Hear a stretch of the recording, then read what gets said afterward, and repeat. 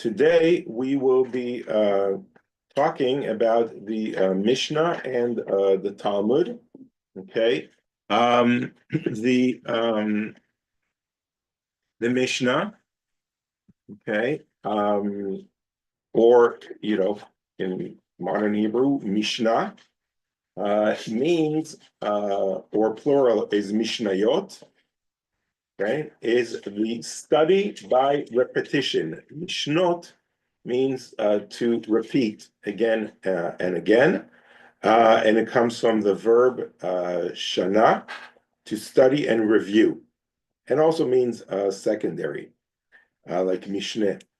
And it's the first written collection of the Jewish oral traditions that are known as the Oral Torah.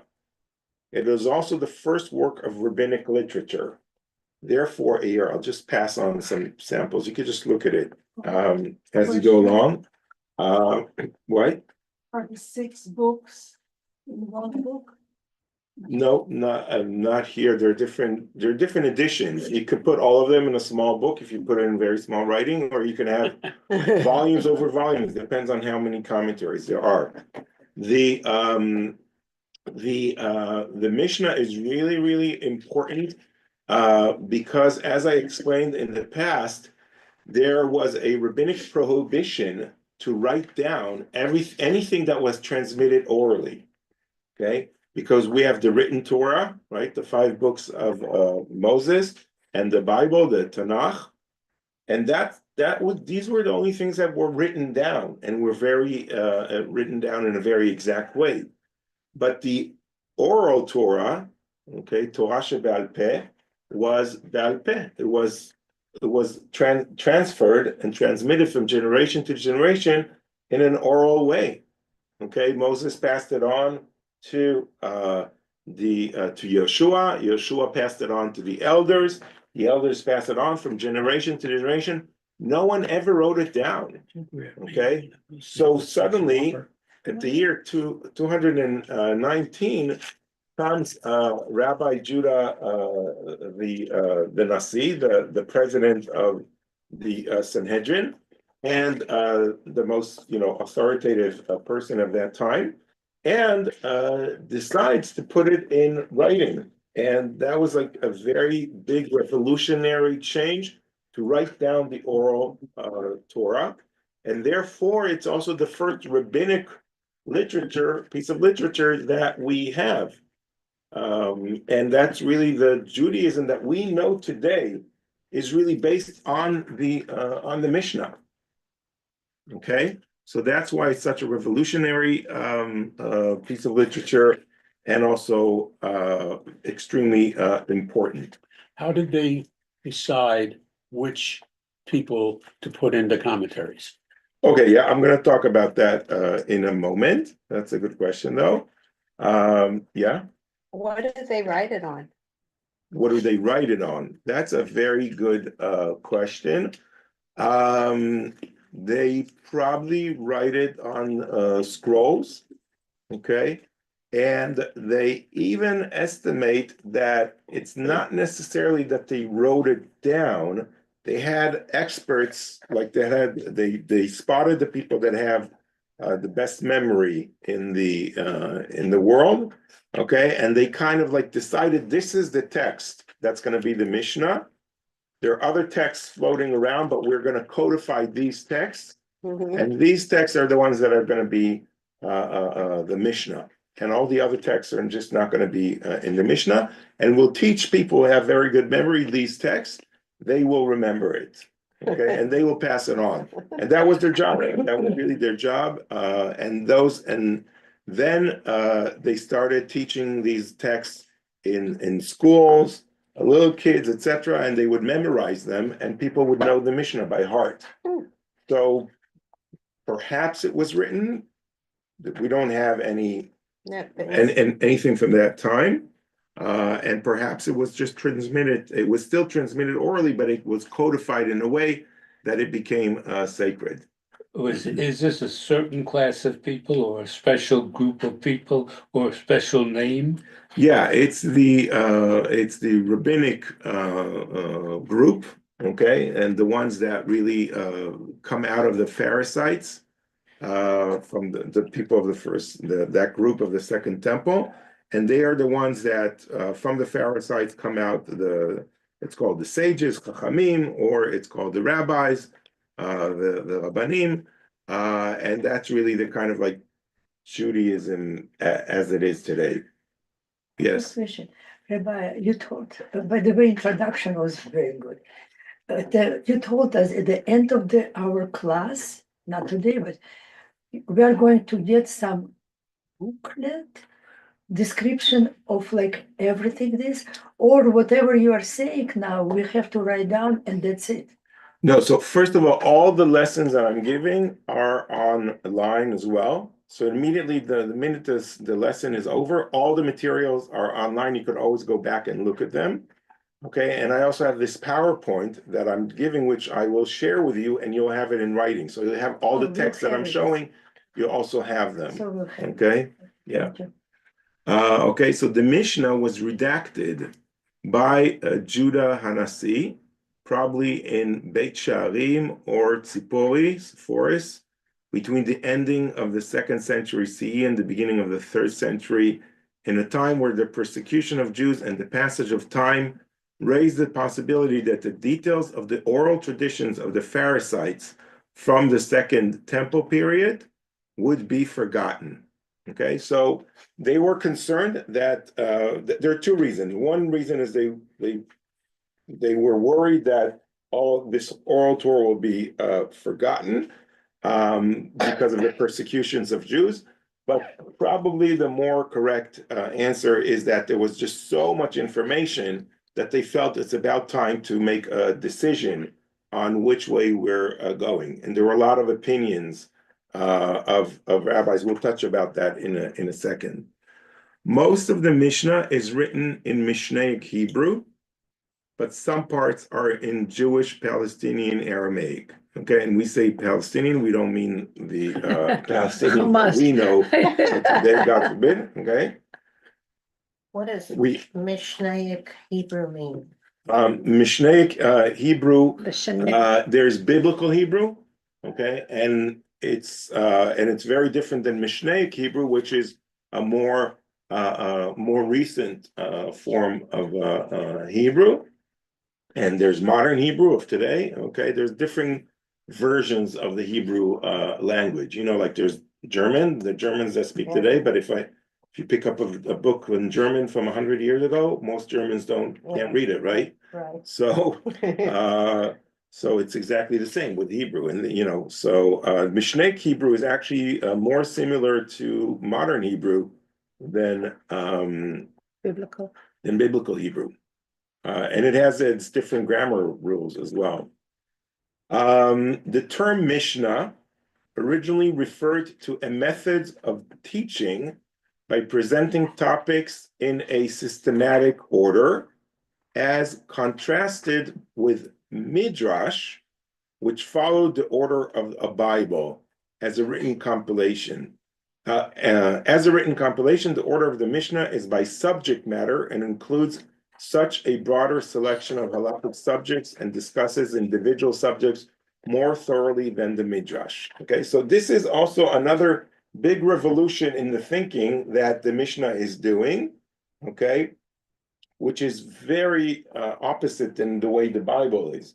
If you've, paid attention and during the Bible, you see that it is very eclectic. There are a lot of topics in one parsha. Okay, if we take the parsha of Kedoshim, for example, right, in the book of Vayikra, so we see there are many topics, some that would talk about sacrifices, some that would talk about family relations, some that will talk about marriage, and some that will talk, about loving your neighbor. Okay, and they're all these verses it's not always clear why is this order here, and it is very eclectic.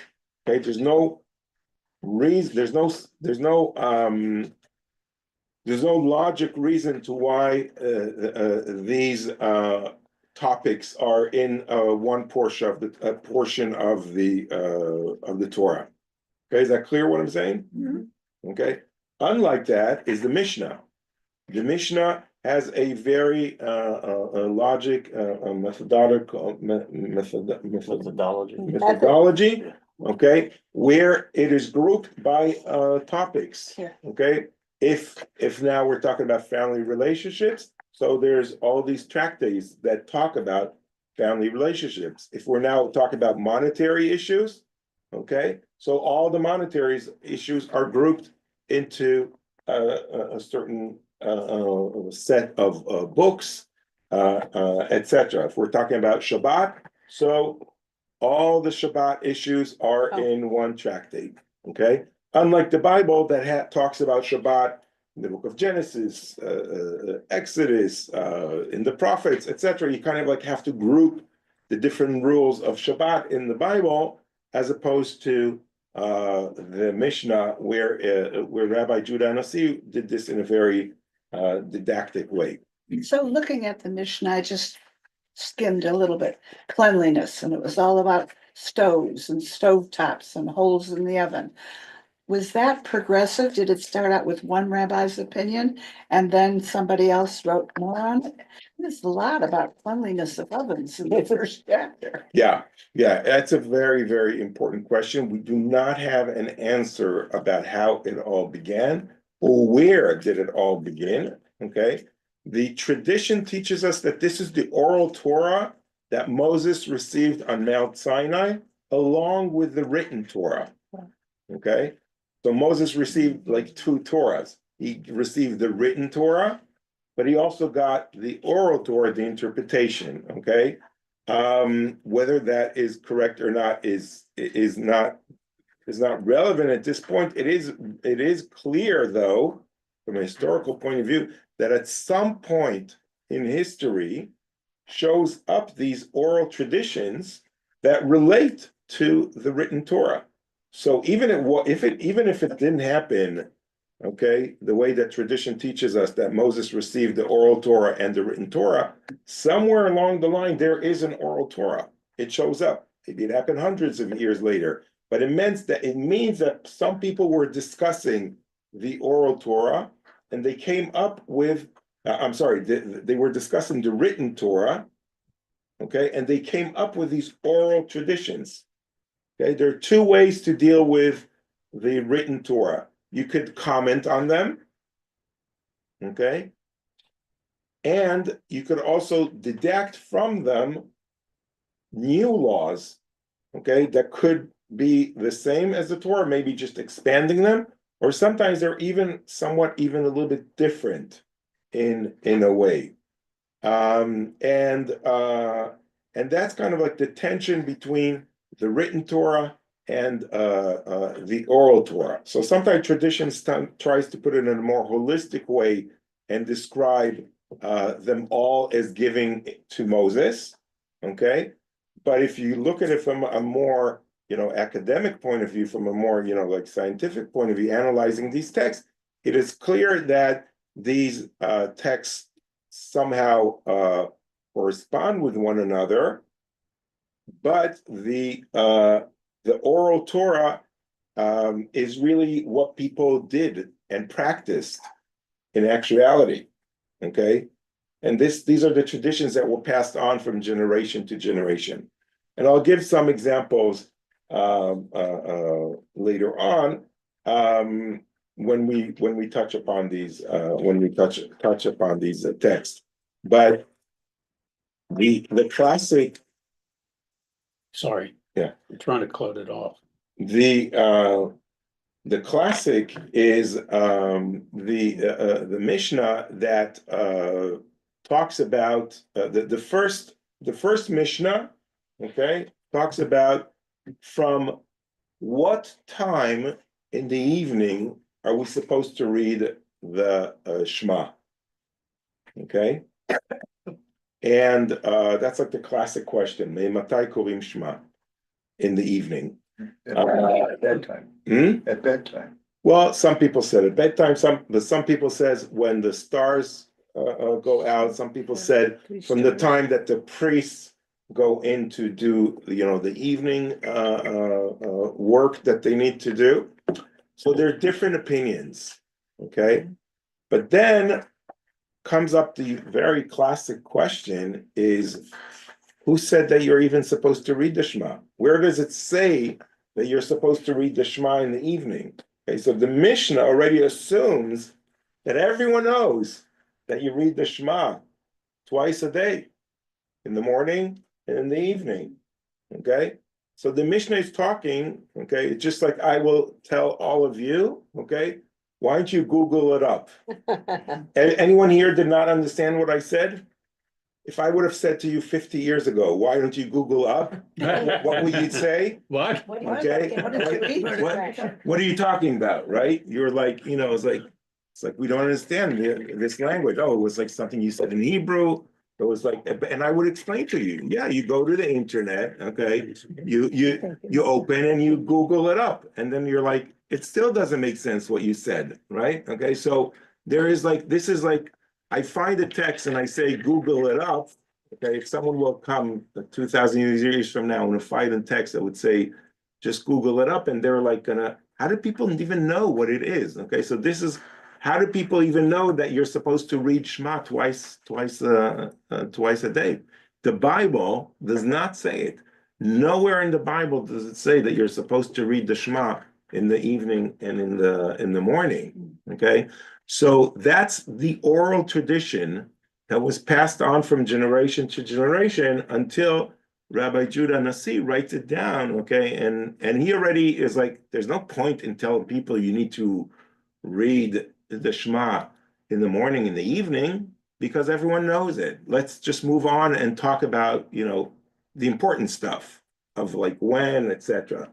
So if we understand oral Torah versus written Torah in that way, okay, we understand there's a lot of history to oral Torah as well, and what is it built on? Where did those materials of the oral Torah come from? So now the Mishnah, okay, consists of 6 orders, Sdarim, which means in singular it's a seder, and each of them containing 7 to 12 tractates. Tractates, as in Hebrew, it's a masechet or masachtot, or masechet in singular. Okay, and there's 63 tractates in total. Okay, so the 6 orders, okay, Sidrei Mishnah. Okay, did you ever hear us sing that song, Echad Mi Yodea, on Passover? Yeah. Okay, and we say Shisha Sidrei Mishnah, right? 6. Shisha Sidrei Mishnah. Yeah. Okay, so that's the 6 orders of the 6 masachtot of the Mishnah. Each masechet is divided into chapters, prakim, in singular perek, and then paragraphs, which is mishnayot, a singular mishnah. So mishnah could also is like the larger name of the book, but each paragraph is also called a mishnah. In this last context, the word mishnah means a single paragraph of the work, i.e. the smallest units of structure, leading to the use of the plural mishnayot for the whole work. Because of the division into 6 orders, the Mishnah is sometimes called Shas, okay, which is an acronym for Shisha Sdarim. Shas, Shin, and Samech, Shisha Sdarim, the 6 orders. Although that term is more often used for the Talmud as a whole. We'll get to why is that later on. Okay, these are the 6 orders. Okay, and this is also very important. The first one is Zraim, which means seeds, and it's dealing with prayers and blessings over the foods that come out of the seeds. And it also deals with the tithes, and agricultural laws, like the law of the Shemitah, or the Truma, or the Pe'ah, all the things that you are supposed to give either to the poor or to the priests, and it has different agricultural laws. Okay, so Zraim is really dealing with all the product of the land. It's a very agriculture tractate. The next one is Moed, which is a festival, means festivals, and it talks about the laws of the Shabbat and all the festivals. Sukkot, Rosh Hashanah, Purim, it's at Passover, okay? No tractate about Hanukkah. Interesting, okay? But that was After the, further on in time.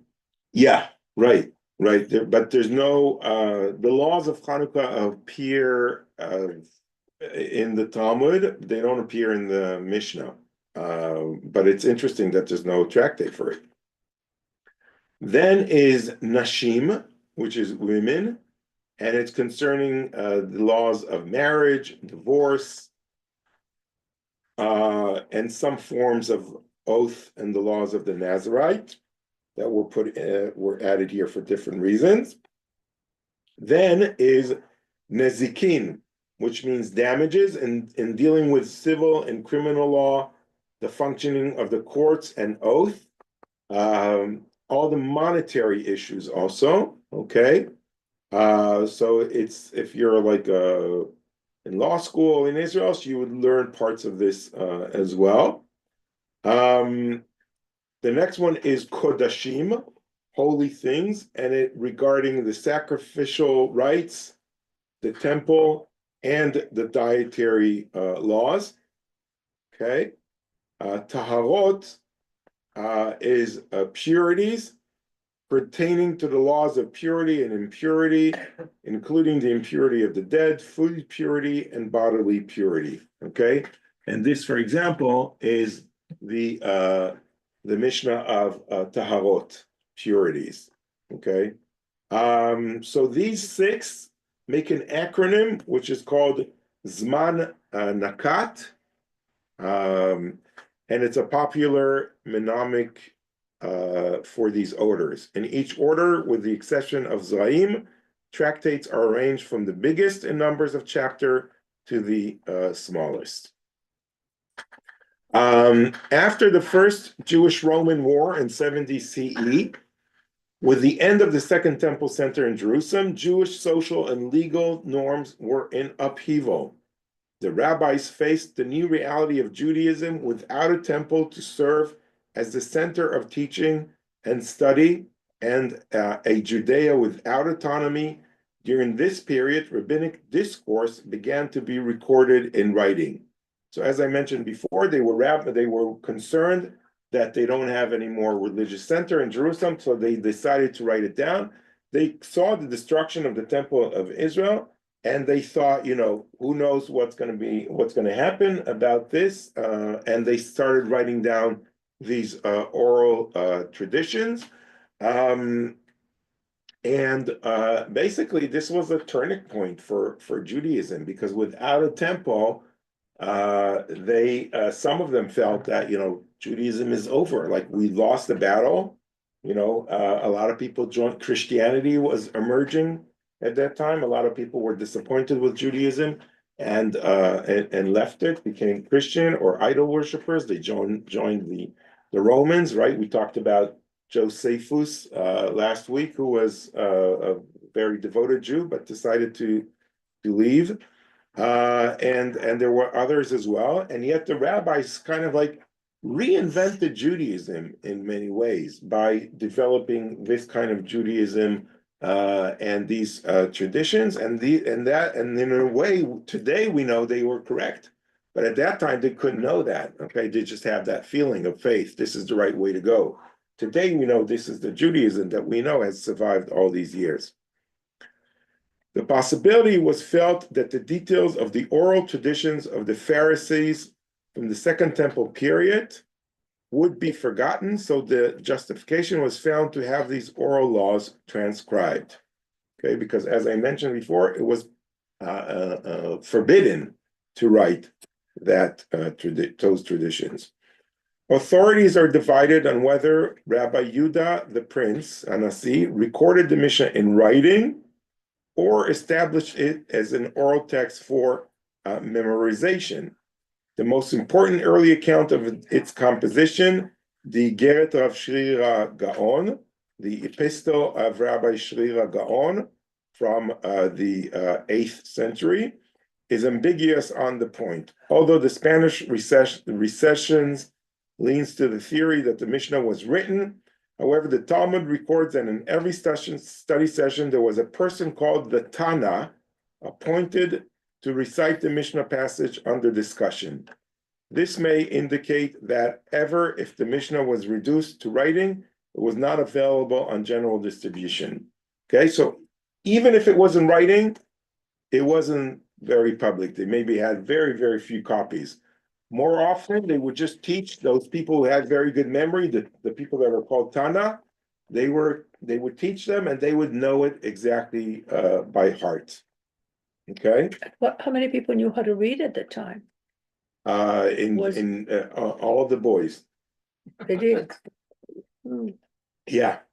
Higher, I mean, all the up to a certain point. And then only the really good ones would stay on and study further, but all the boys would know. They would have like a cheder. They would all need to know, how to do the Shema and the Amidah and those prayer and read from the Torah, etc.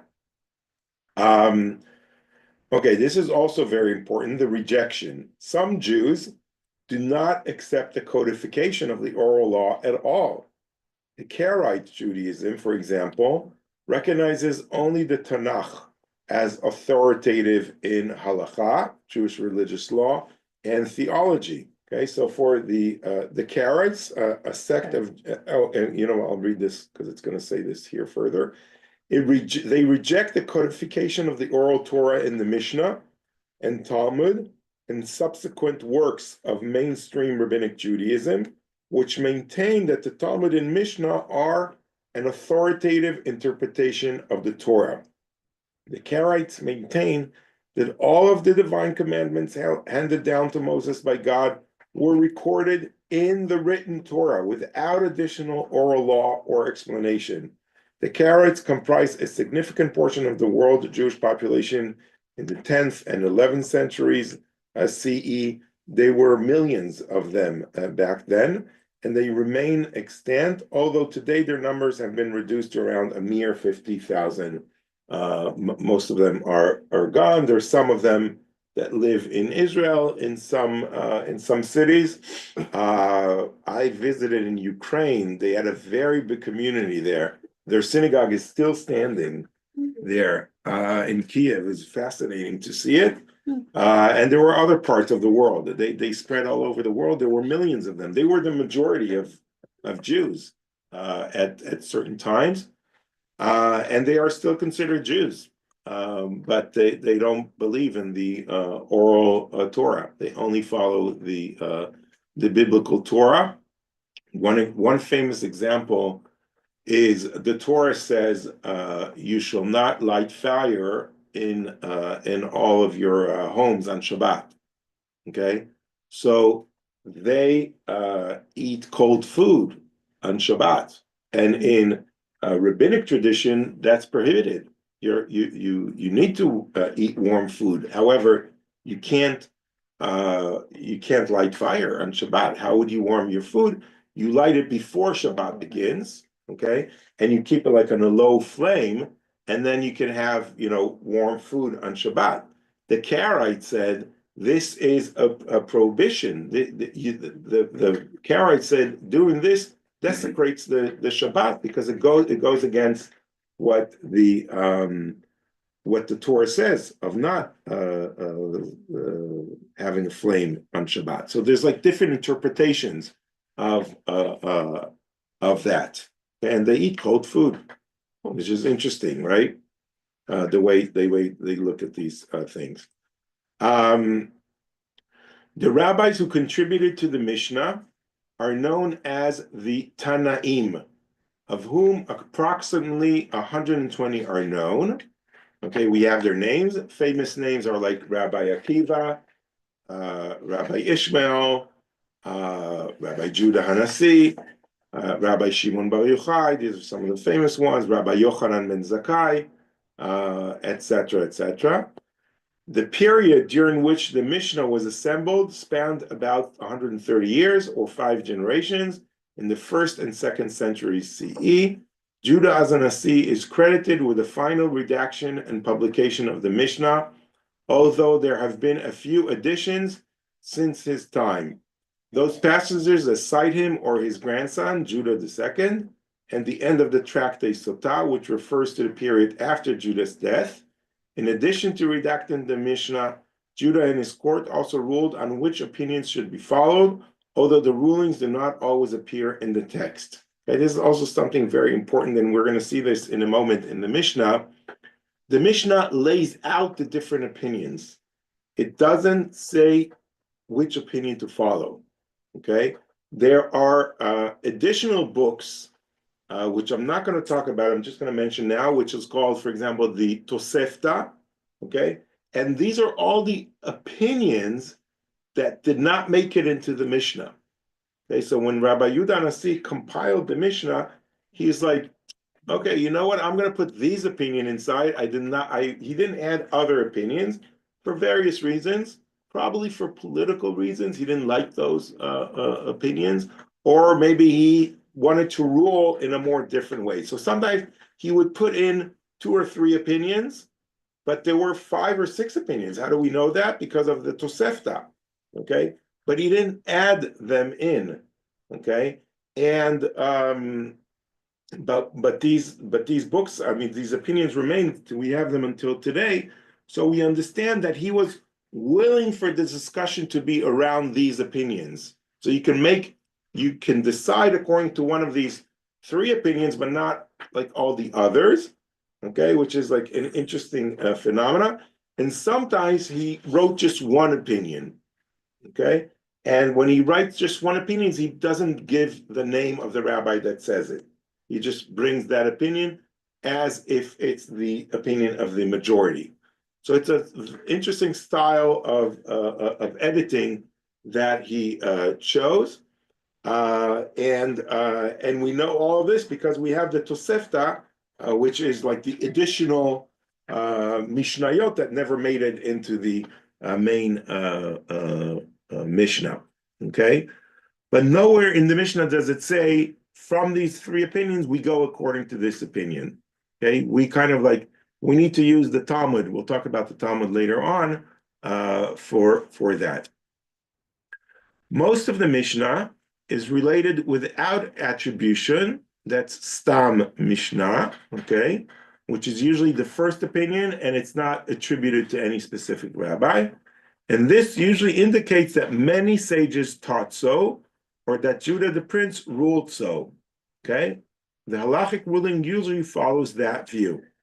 So if it's Stam Mishnah, just like so that would be also the main major opinion which we would follow. The halachic ruling usually follows that view. Sometimes, however, it appears to be the opinion of a single sage, and the view of the sages collectively is given separately. Okay, so it's not always the rule. Sometimes there is even a dispute between that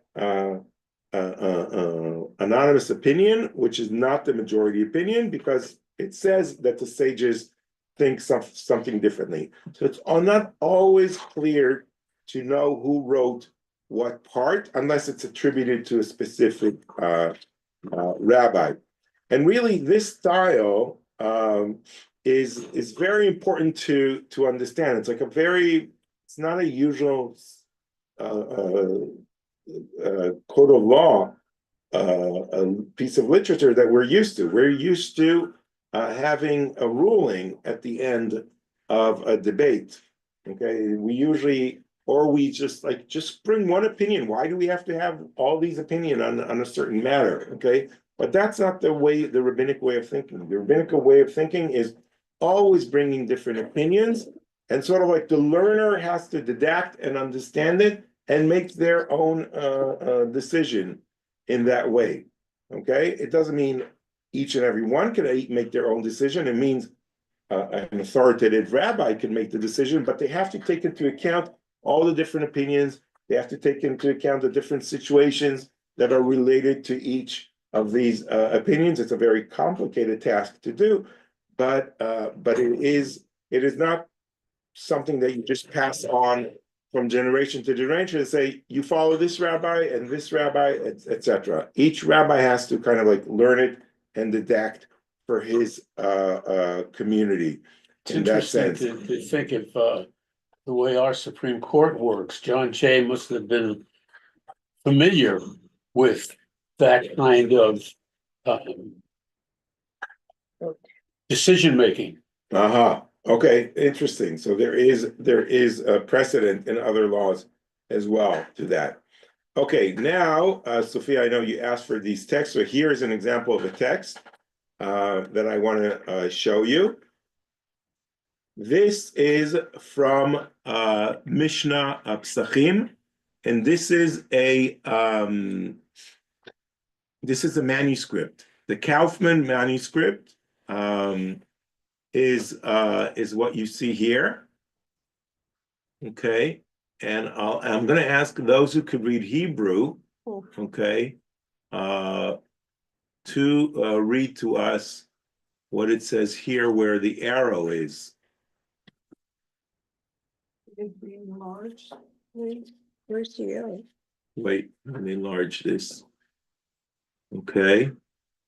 Here, you see here at the top, the second word. What is the second word where the mouse is? Ma. Ma. Oh, it's Mishnah. Lila has a. Right. Right, okay. מה נשתנה הלילה הזה מכל הלילות? שבכל הלילות אנו מקבלים אפילו פעם אחת, הלילה הזה שתי פעמים. Now look at this, שבכל שבכל הלילות אנו אוכלים חמץ ומצה, הלילה הזה כולו מצה. Now, look at this surprising passage. שבכל הלילות אנו אוכלים בשר צלי שלוק ומבושל, הלילה הזה כולו צלי. Okay, have you ever heard that song? No. Okay, they changed the song. They changed the Manishtana song, right? What's going on here? But we Okay. don't actually follow the rules either. Yeah, well, so, and it's only 3. Okay, here I transcribed this here for you on the left side. This is exactly what we just read here. Okay. Let's put back the arrows. Okay. Okay, so here on the top in blue, okay, this is what's written on the Kaufman manuscript of the Mishnah. And we have 1, 2, 3. How many questions are we supposed to have? 4. The 4 questions. In the original manuscripts, it's only 3. Okay, so this is why, first of all, you have to look at manuscripts, because you find fascinating information. So the whole notion of 4 questions wasn't there originally. It is kind of like and something that was added on. We have to, we don't have the time to try and understand why this was added on. But in the original manuscripts, we already have a fact that there's no 4 questions. From now on, you could just say 3 questions. Okay. No, The kids would be no. happy about Right, that. yeah. Right. Don't tell anyone I said that, yeah. My understanding was that they originally the 4 questions were done at the end of the Seder because that made sense. You went through the whole process and now you get to ask the questions. It was moved forward so the kids who would be falling asleep Uh-huh. during the Seder. That's a good, okay, we're not talking about Passover now, okay, and how they formed the Haggadah. We'll do that when we get to that lesson. But right now, I am reading from Tractate Psachim, The Mishnah. okay? The Mishnah of Psachim that talks about Passover, okay?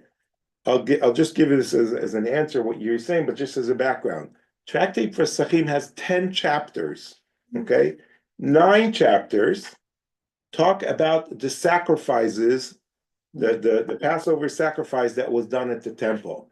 It teaches us how that sacrifice was done. Okay, etc. The last chapter, the 10th chapter, talks about searching for chametz, okay, selling your chametz, and what you do on the night of Passover, the Haggadah. So in one chapter, you have all the things that we do in Passover, and in the other 9 chapters, it has all the things that we never do anymore because we don't have a temple, right? Okay, so we don't have those sacrifices. So it's interesting to also understand the proportion of what the Mishnah is talking about. Okay, just as an anecdote.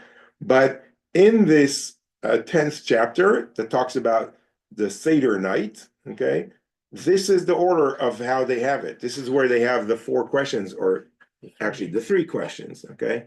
And what is this third question is? שבכל הלילות אנו אוכלים בשר צלי שלוק ומבושל, which means on all other nights, which starts like the regular Passover, we eat either basar tzali, which means Roasted. roasted. Or fried. Shaluk means in water, boiled in water, or mevushal, which means cooked, okay, probably in an oven. Halayla hazeh kulo tzali, this night of Passover, only roasted, okay, because this is what God commands the people of Israel when they leave Egypt to have a roasted lamb, okay. But it's very interesting that the order is different, okay? In the Mishnah, not in the manuscript, okay, in the printed editions, they have the 4 questions in a different order. So they have number 1, okay? שבכל הלילות אנו אוכלים חמץ ומצה, הלילה הזה כולו מצה, but here they have the אנו מטיבילין the first time in the manuscript, and the chametz u'matzah is only the second question, okay? Then the second question is שבכל הלילות אנו אוכלים שאר ירקות, הלילה הזה מרור, okay? And in our Haggadah, this is I brought from here. I brought the traditional Haggadah, and this is what we sing today, right? שבכל הלילות אנו אוכלים חמץ ומצה. That's the first question. שבכל הלילות אנו אוכלים שאר ירקות, הלילה הזה כולו מרור. This does not even appear in the manuscript, okay? And שבכל הלילות אנו מטבילים אפילו פעם אחת, okay? That is in all manuscripts, okay? That's the dipping of the karpas, right? And then there's a new question, שבכל הלילות אנו אוכלים בין יושבים ובין מסובים, הלילה הזה כולנו מסובים. That does not even appear in the Mishnah, not in the manuscript and not in the printed edition. In the Mishnah, we have the basar tzali, the meat.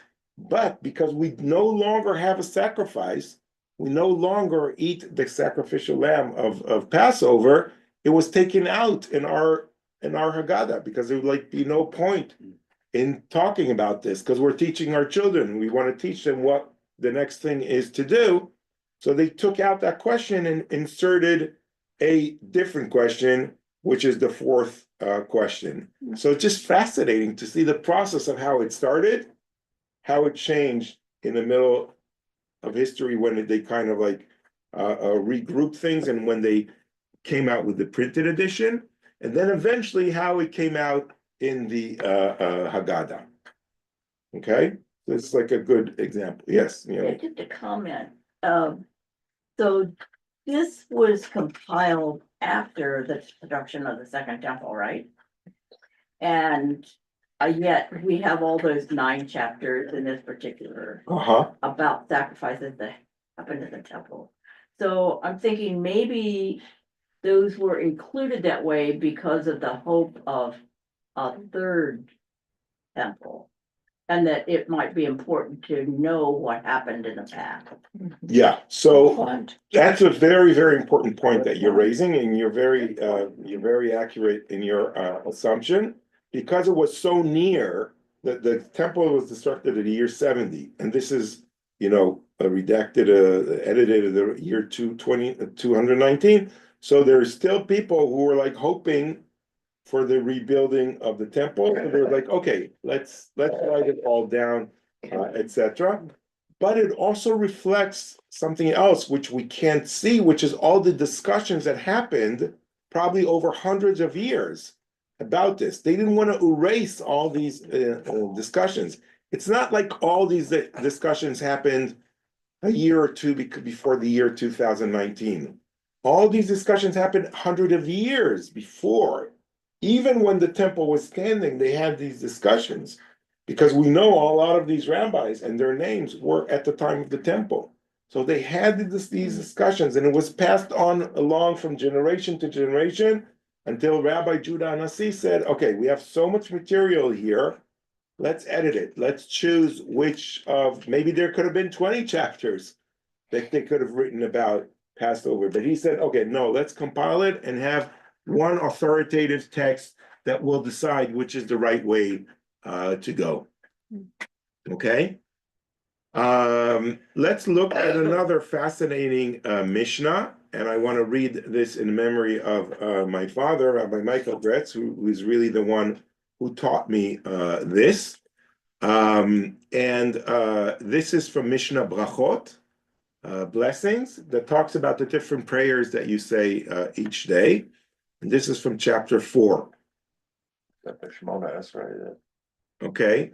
So the Mishnah cites a dispute with regard to the obligation to recite the Amida prayer, also known as the Shmoneh Esrei, the prayer of 18 blessings, or simply as Tfilah prayer. And there are different opinions here in the Mishnah. The red opinion first. Rabban Gamliel says, each and every day a person recites the prayer of 18 blessings. Okay, so he's like every day, 3 times a day, you need to, he doesn't say 3 times a day, by the way. Okay, he says every day you recite the Amida. You pray. Okay, and how much you pray? 18 blessings. If you would read just this, you're like, okay, we know that. Like every Jew knows that you got to recite the Amida and it has these blessings, and you say, what's the big deal? You have to read on to understand what is the big deal. Rabbi Yoshua says, a short prayer is sufficient, and one only recites an abridged version of the prayer of 18 blessings. So he has a different, he is like, you don't need to say all the 18 blessings at full. You say something that is sort of like the essence of the 18 blessings. It's too much to recite every day, or maybe it's too much to memorize all of them. Maybe you don't always have time. You're working. Sometimes the Mishnah later on talks about, if you're at the top of the tree and you're picking the fruit, and you're an employee, and you get paid by the amount of fruit that you pick. So if you're going to stop now and get down off the tree and pray and everything, you're going to lose money. Maybe you could do an abridged version, okay, which is what Rabbi Yoshua says. Maybe it'll watching for you. So we understand already now from this that there are different opinions. If today we all think you just read the Shmoneh Esrei and that's it, we have to go back to a situation where not everyone has books. Not everyone has even today, even on the iPhone, right? You have all the prayers. It's all there in the palm of your hand. They didn't have that. They either had to memorize it or maybe go to the synagogue, etc. That sometimes would be a waste of time.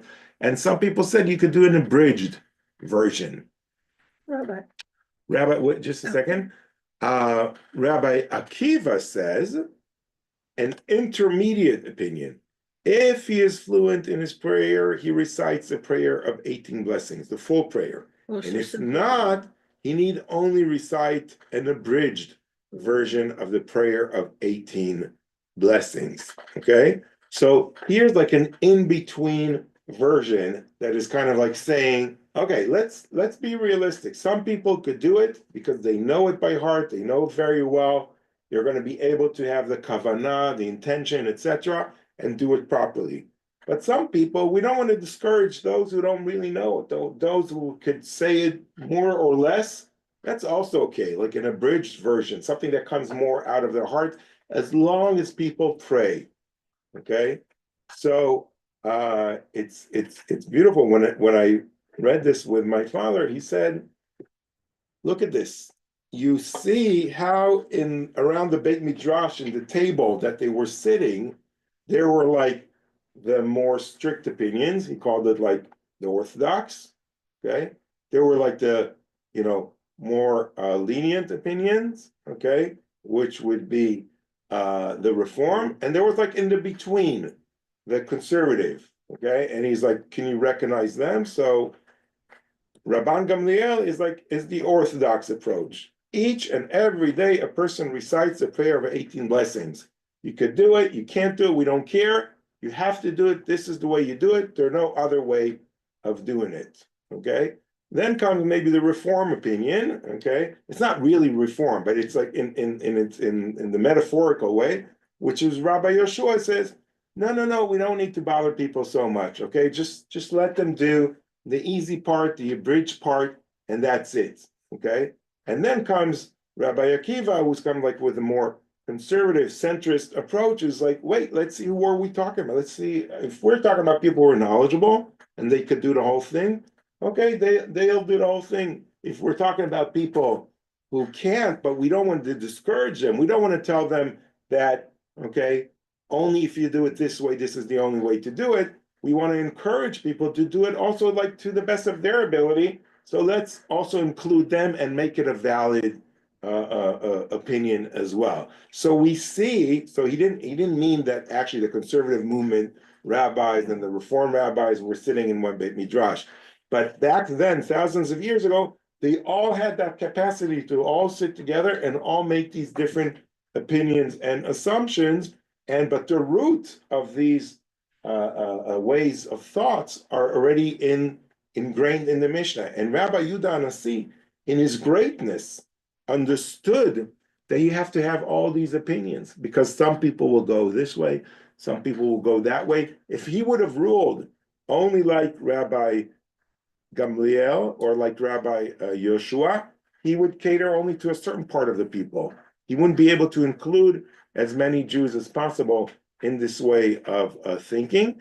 And also, one day in history, maybe it will change and we will need more this opinion. And maybe in a different time in history, the Jews will need more this opinion. So you have to include all these opinions. The Jews' ethos is of that of religious pluralism.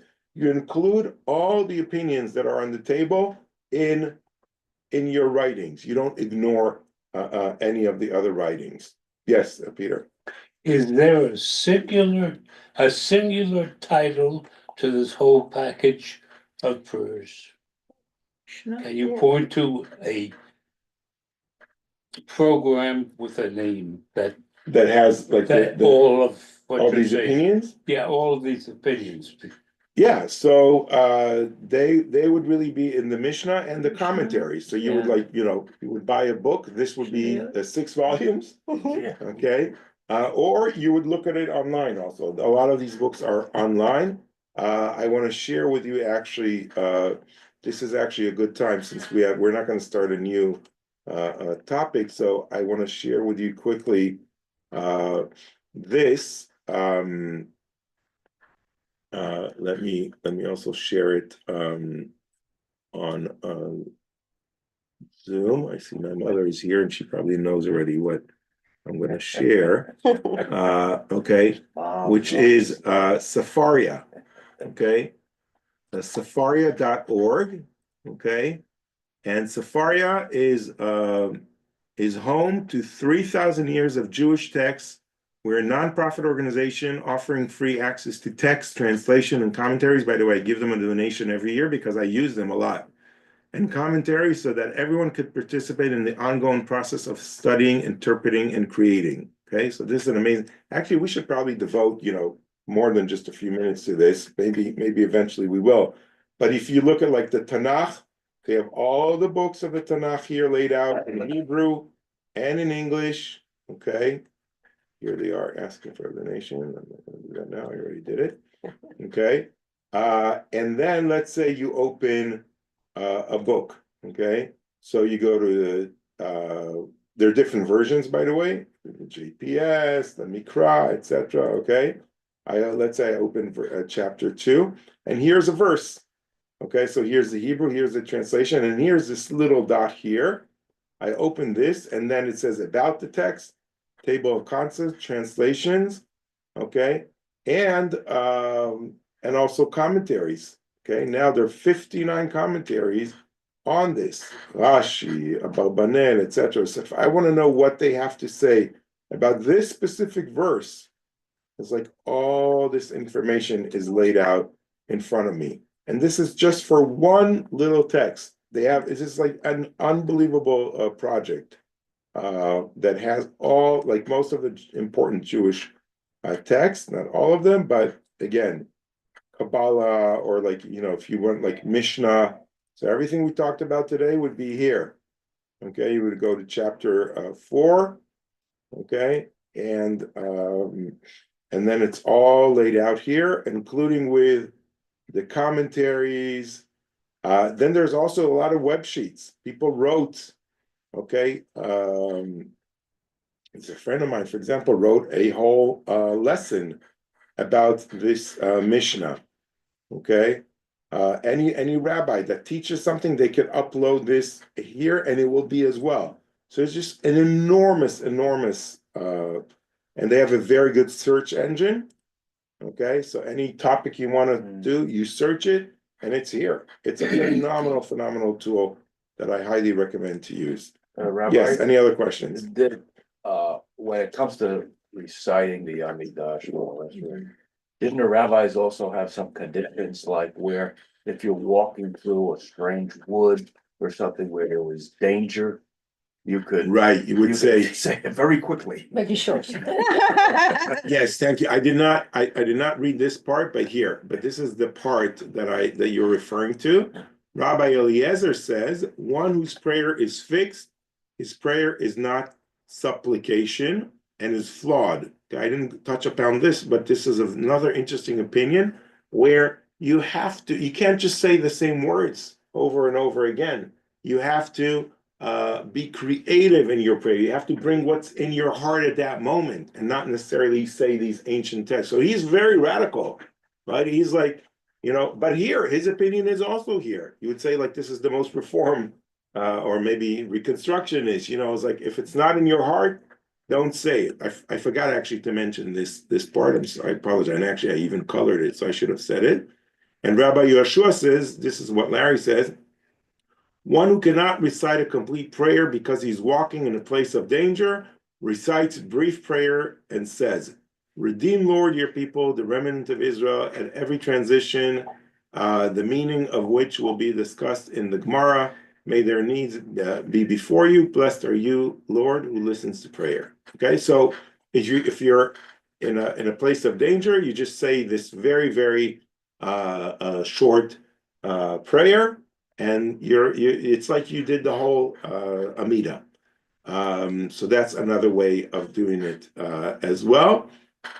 And yeah, I forgot this last prayer. I apologize about that. So, but Rabbi Eliezer says this is like the most radical of all opinions, saying like you should not recite a fixed prayer. He goes against the other rabbis. Okay, he's like, you have to have a prayer of supplication, something that brings your real true self, because that's what a prayer is supposed to mean.